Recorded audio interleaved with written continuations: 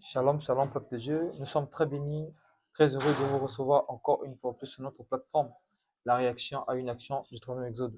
Alors, sur ce plateau, nous avons reçu un serviteur de Dieu que lui-même va se présenter. Certes, ce n'est pas une première fois que vous puissiez le voir sur notre plateau, mais il est toujours important que les hommes de Dieu puissent se présenter parce qu'ils ont double honneur. Shalom, Reverend. Oui, Charles, le journaliste. Comment allez-vous? Très bien. Alors, Reverend, le peuple de Dieu voulait savoir juste quel est le Reverend qui s'est présenté aujourd'hui sur leur plateau. Je me nomme Doc Samede, l'évangéliste. Je suis votre frère de Brazzaville. Alors, cher peuple de Dieu, là vous venez de découvrir avec moi ce revenant qui s'est présenté aujourd'hui sur votre plateau. Alors, sans plus temps tarder, nous allons passer sur notre sujet que nous avons choisi aujourd'hui pour vous éclairer ou vous apporter un plus. Alors, revenons, nous sommes en train de parler sur le nouveau jour. Quel est le nouveau jour que nous sommes censés adorer aujourd'hui? Parce qu'on nous parle d'abolir certains jours, que nous ne sommes pas censés prier tel jour, tel jour. Quel est le jour du Seigneur dans la logique, selon les Écritures? Bon, selon la Bible, selon le prophète du jour, le Seigneur Branham, nous allons d'abord lire la Bible, nous allons découvrir le jour sacré qui nous a été donné dans ces derniers jours pour, comme un jour sacré. Nous prenons d'abord le chapitre 4 de Galates, au verset 8. Autrefois, ne connaissant pas Dieu, vous serviez des dieux qui ne reçoivent pas de leur nature. Mais à présent que vous avez connu Dieu, ou plutôt que vous avez été connu de Dieu, comment retournez-vous à ces faibles et pauvres rudiments auxquels de nouveau vous voulez vous servir encore? Vous observez des jours, les mois, les temps et les années. Verset 11. Je crains d'avoir inutilement travaillé pour vous. Ça, c'est Paul, l'apôtre Paul, le prophète du premier âge, qui parlait à son église. Et nous allons voir, il y avait des problèmes de jour, comme aujourd'hui. Et nous essayons de voir avec William Aro Branham, qu'est-ce qu'il nous parle aujourd'hui? Parce qu'il avait vu, état prophète, état Dieu, il avait vu qu'il y aura ces problèmes encore. C'est les problèmes que nous avons aujourd'hui, cherchant les bons jours, les bonnes dates. C'est ça qui nous... Alors, son jour commence d'abord dans l'Ancien Testament. Depuis la Genèse, Dieu créa toutes choses, il se reposa le septième jour et il a donné au peuple juif comme l'observation de son jour du sabbat qui Dieu se reposa lorsqu'il créa en Genèse. Et il a donné aux Juifs pour que son jour-là soit pour eux un repos. Un repos. Alors, lorsque Jésus est venu, il est venu au moment où il était censé abolir le sabbat de l'Ancien Testament, parce qu'il disait au peuple, je suis le maître du sabbat. Donc, si vous croyez en moi, vous trouverez un repos qui est le sabbat de votre âme. Et le peuple n'a pas saisi cela, parce que lorsque Jésus est mort, ressuscité, est parti dans le monde invisible, voilà Paul vient encore blâmer le peuple qui a été prêché par Jésus, mais qui retourne encore dans ces choses des jours. Aujourd'hui, William nous prêche reconnaître votre jour et son message. Ainsi d'appel que ce qui est adoré dans l'ancien, ce qui étaient les anciens, enseignements de l'Ancien Testament et ils partaient adorer et célébrer le samedi. Et pour les apôtres et tous ceux qui croyaient à la résurrection de Jésus-Christ, ils partaient adorer le premier jour de la semaine où Jésus est ressuscité. Ce qui veut dire le premier jour de la semaine, ça veut dire le dimanche d'aujourd'hui. Mais sache que le peuple qui va nous suivre, tous ces jours ont été nommés et donnés les noms par les Lomé. C'était des noms des idoles des Lomé. Et d'ailleurs, ces idoles, c'était des planètes. Alors, nous allons voir que il n'y a pas un jour saint et il n'y a pas aussi un jour satanique. Tout dépend de ce que vous prenez dans le jour-là. Et c'est ce que nous allons voir avec Frère Branham. Lorsque les Lomé donnent les noms des jours, les noms des planètes, et ils prenaient des planètes comme leurs dieux, ça veut dire leurs idoles. Aujourd'hui, quand nous discutons avec les adventistes, nous c'est le dimanche, vous c'est samedi, nous c'est le bonjour. Ça c'est l'ecclésia entre les adventistes du 7e jour. Et ils oublient que tous ces noms-là n'ont jamais été donnés par Dieu lui-même. Ce sont l'homme de Lomé, l'Église catholique, je veux dire l'ancienne Lomé païenne, qui ont donné ces jours les noms. Parce que lorsque Dieu disait au peuple, travaillant 6 jours et le 7e jour, déposez-vous, c'est le repos de l'Éternel, pour vous dire qu'il y a une différence entre samedi et sabbat. Sabbat veut dire repos, et samedi dit autre chose selon les Romains. Est-ce que vous comprenez? Parce que nous cherchons un jour où nous avons des difficultés avec le 3e exode, le 2e exode qui est le christianisme un peu avancé, pour dire que le vrai jour, c'est le jour. Parce qu'aujourd'hui, nous avons un autre peuple qui se lève pour nous dire qu'il y a aussi un jour, nous avons réussi maintenant le jour de la résurrection de Branham. Là-bas, c'était la résurrection de Jésus. Nous choisissons maintenant le jour sacré pour nous, c'est le jour où Branham est ressuscité. Nous allons voir avec Frère Branham, est-ce que vraiment nous devons retenir un jour comme une chose capitale. Nous lisons Frère Branham. 45, partie 5.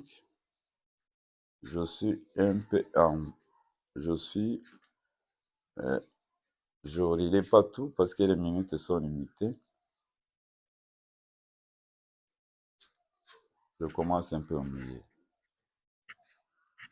Il y a donc un repos de sabbat réservé au peuple de Dieu.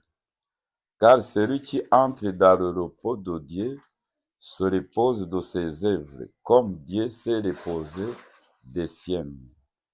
Avez-vous entendu cette phrase écrite à la fin du verset?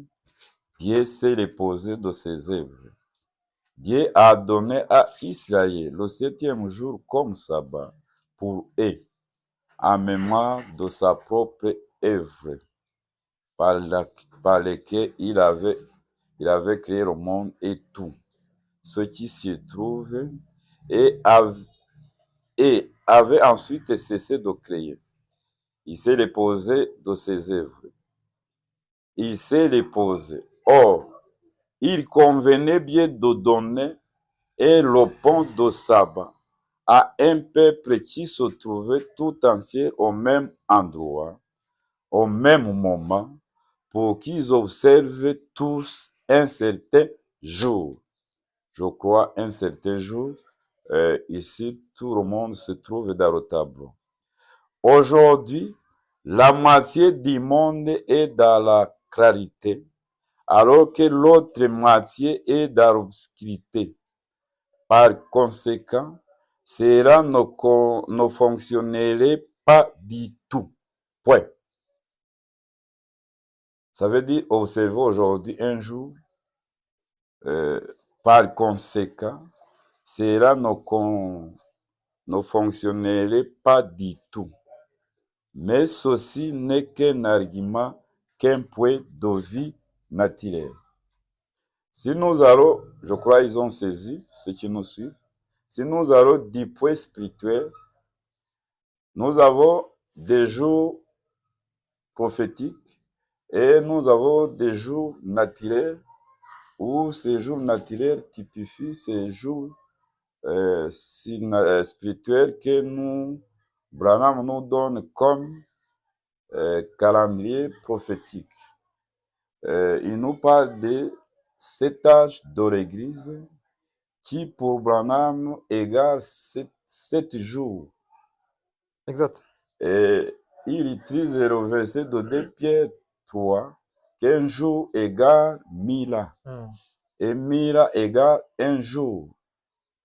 Et à cela, nous qui sommes au dernier jour, comme même les païens le chantent, nous sommes à la fête, donc comme Nathan Yasuka, ce qui veut dire que nous sommes au dernier jour. Et son dernier jour dans la semaine naturelle, ça devait être le 7e jour qu'on appelle le samedi. Et nous avançons. Et dans son tableau que nous vous parlons des jours prophétiques, vous allez trouver que nous sommes à la 7e millénaire, c'est William Branham, parce que Dada à Noé, 2000 ans, de Noé à Jésus. 2000 ans, ça fait 4000 ans. De Noé à Jésus. Je veux dire, Dada à Noé, 2000 ans. De Noé à Jésus, 4000 ans. De Jésus à nos jours, 6000 ans. Et Branham, lorsqu'il prêche, il était à 1900 quelques. Il nous parle que nous sommes entrés dans la 7e millénaire, ce qui fait dire le 7e jour. Et il nous dit encore que 7, c'est le chiffre parfait. Et ce qui veut dire que Dieu devait venir ou venir sur la terre pour donner un repos à un peuple élu, mais du monde entier. Cette fois-ci, ce n'est plus pour seulement Israël, ça sera pour les enfants de Dieu, qui sera Israël spirituel, qui sont partout dans le monde entier. C'est là où la citation que nous venons de lire, il s'agit maintenant d'un jour pour tout le monde. Et Branham appelle, nous sommes au jour du salut. Au jour du salut. Où Dieu lui-même a accordé le salut à l'humanité.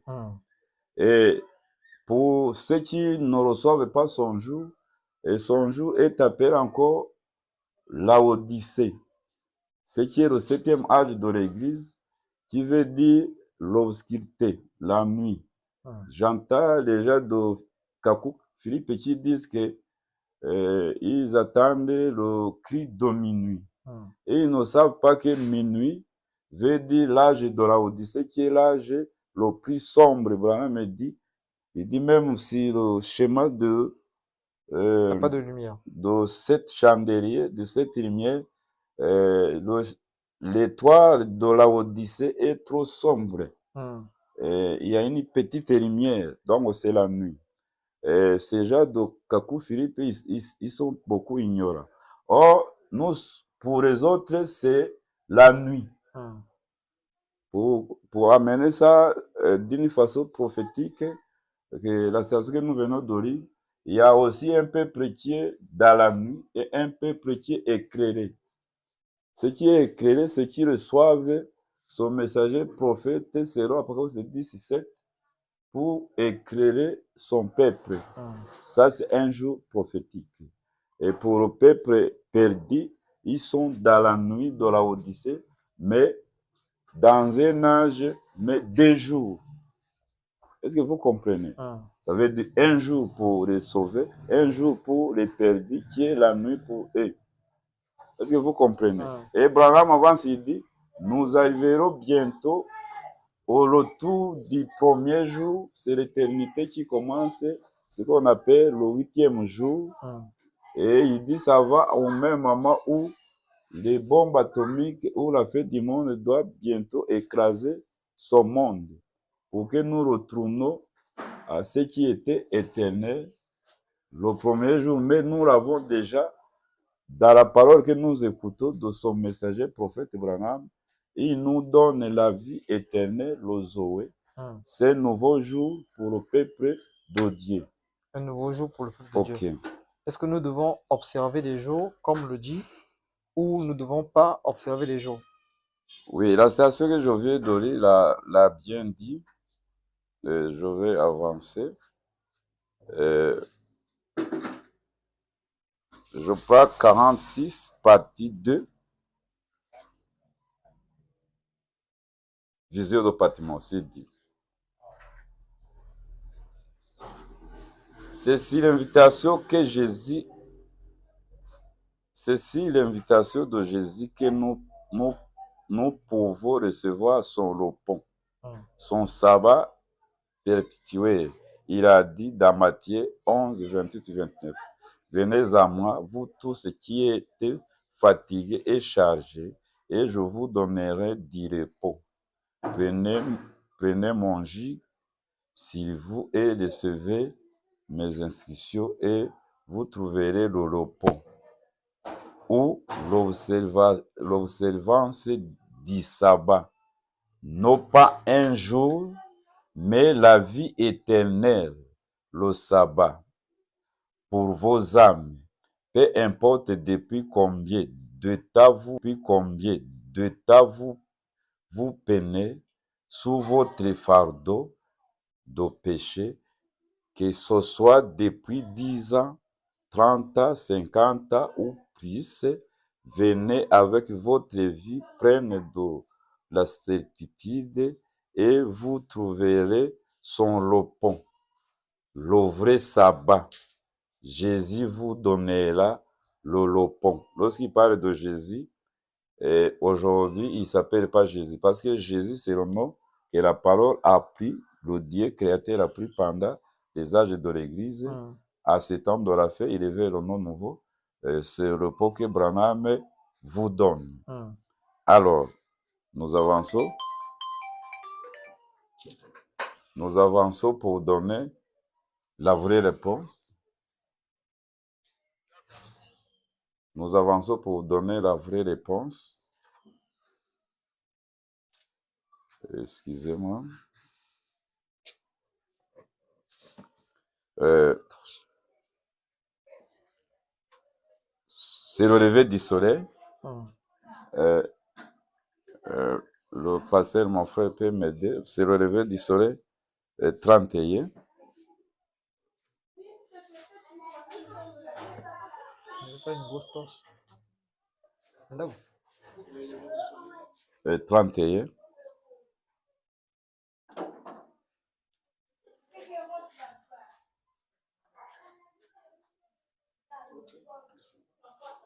Donnez-moi ça.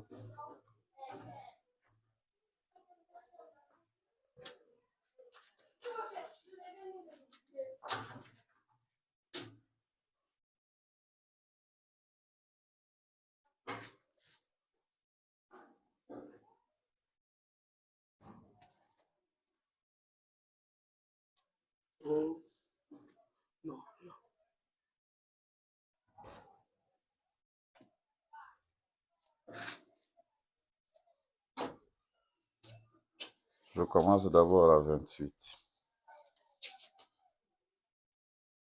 Vous trouvez la vraie réponse. Et maintenant, non seulement est-ce une fête commémorative avec tous ces tralala des frères de Pâques, des chapeaux de Pâques, de la paix, l'ose et toutes ces choses qu'on adopte, et des festivités religieuses. Et c'est bien. Mais en réalité, ce n'est pas de ça qu'il s'agit. 29. Comme les gens aujourd'hui, ils cherchent à dire qu'on doit laver les pieds une fois par année, le jeudi, et que le vendredi, on doit prendre la communion et toutes ces différentes doctrines. Ils argumentent à savoir si ce devrait être son jour-ci ou son jour-là, ou bien si ça devrait être le jour de sabbat ou bien le premier jour de la semaine. Toutes ces choses, ce ne sait pas ce que toutes ces choses, ce ne sont que des simples traditions. À quoi vous avancerez n'importe laquelle de ces choses, que vous fassiez carême ou que vous ne fassiez pas carême, s'il n'y a pas de vie en vous, ce n'est qu'une commémoration et il n'y a rien contre ça. Mais ils ne sont acquittés de leur tradition, c'est certain. Mais ils ont laissé de côté l'essentiel en cherchant un jour où nous devons faire ceci ou faire ceci. Mais ils ont laissé de côté l'essentiel. C'est le verset que j'ai lu dans Galates chapitre 4. On oublie l'essentiel et nous s'accaparons au jour ou aux dates. Branham est ressuscité tel jour, Branham est né tel jour, chacun cherche un bon jour pour lui. Et fait les bonnes fêtes, circuler autour du rond-point au centre-ville. Il dit, ça, ils ont laissé l'essentiel à côté.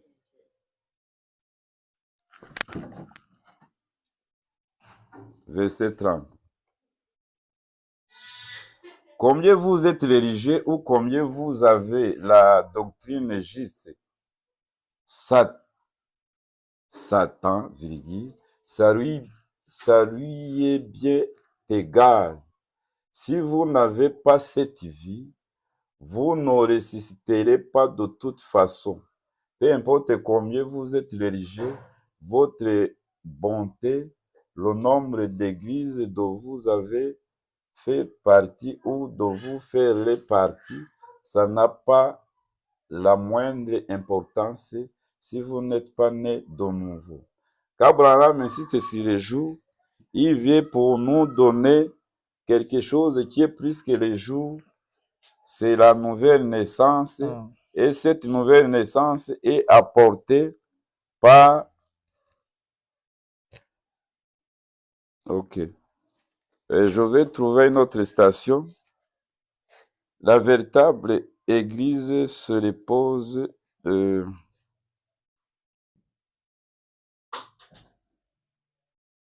Ok.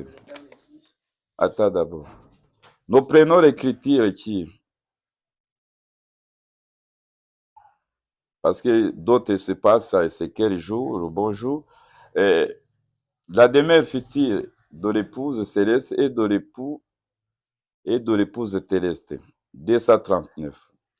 Maintenant, dans Éphésiens 1:10, c'est appelé, si vous prenez ça en note, Éphésiens 1:10, c'est appelé par une dispensation, par le 7e jour, c'est appelé la plénitude du temps. Et quand la plénitude du temps est arrivée, c'est quand le temps a été accompli, car il n'y en aura plus le temps. là vous entrez dans l'éternité. Une fois le 7e âge de l'Église terminé et il irait, l'âge de Luther est terminé, l'âge méthodiste est terminé, l'âge de la Pentecôte est terminé, et maintenant, vous entrez en quoi? D'éternité. Plus de 7, plus de 3, plus rien d'autre. Ils sont dans l'éternité, où il n'y a pas de temps avec les nombres et les temps, où tout. Amen. Oh là là. Vous le voyez maintenant, 222. Même brochure. C'est dans la vie que vous entrez, pas dans l'observation d'un jour ou d'un nombre. Paul a dit là, dans Hébreu, au chapitre 4, vous observez des jours et des ombres et des choses comme ça, j'ai peur de votre expérience. Vous voyez, on n'entre pas dans des jours et des ordres particuliers. Vous êtes entrés dans l'éternité. C'est la sainte convocation. Ok. 220, il dit. Le sabbat parlait de l'ancien roi qui devait disparaître. Observez le sabbat qui a disparu, ou comme je le dis, c'est changé à autre chose. Il n'a pas disparu, il a seulement changé pour ne plus l'ancien roi. Que l'ancien roi d'observer un certain jour de la semaine. Tout ça, ça veut dire quoi? Que dans le jour, il n'y a rien. Est-ce que vous comprenez? Que le Seigneur soit né le 6, nous sommes d'accord, qu'il soit né le 7, mais ce qui est plus important, c'est que le Seigneur est né.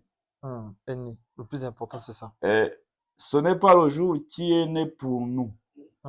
Le Seigneur, il a trouvé, lorsque il naît, le jour était là. Et je cherche la station. Et d'ailleurs, le même jour, il y a eu beaucoup de naissances, même des bandits et des kourounas. Est-ce que vous comprenez? Ce qui compte, ce n'est pas la date. Ce qui compte, c'est l'action qui a eu lieu. Et c'est cette action-là qui est la naissance de Branham, qui est capitale pour le croyant. Le marqué en type, les mages sont venus pour suivre l'étoile qui montrait là où le bébé est né, Jésus. Pourquoi? Donner les dos et l'adorer. Ils n'étaient pas venus parce que c'était un bon jour. Non, c'est qu'il y a eu un bon acte, la naissance du Messie. Est-ce que vous comprenez?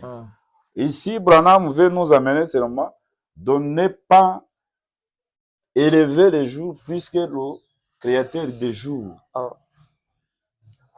Alors, peuple de Dieu, étant donné que vous avez reçu avec nous les citations que l'homme de Dieu vous a données, c'était pourvu que l'homme de Dieu puisse vous donner les citations clés pour la question qui a été posée de savoir le jour du Seigneur. Vous avez reçu avec moi la citation qui signifie carrément le jour du Seigneur. Alors, il est question de ne plus observer les jours, mais il est question de l'acte qui a eu lieu le jour-là. C'est l'acte qui compte. Donc, observer les jours, c'est bien. Mais le plus important, c'est l'acte qui a eu lieu, dit l'homme de Dieu. Alors, sur ce, nous vous disons shalom. À nous revoir sur nos prochaines émissions. Je vous rappelle juste que l'homme de Dieu va exposer sur la naissance de William Branham dans les prochains jours qui nous restent. Donc, tenez-vous tranquille. L'homme de Dieu, il est toujours là avec nous. Il va vous donner les citations clés sur la naissance clé de William Branham. Cette naissance qui est surnaturelle à la vue de tout le monde. Sur ce, nous vous disons shalom, que le Très vous bénisse richement. Merci beaucoup.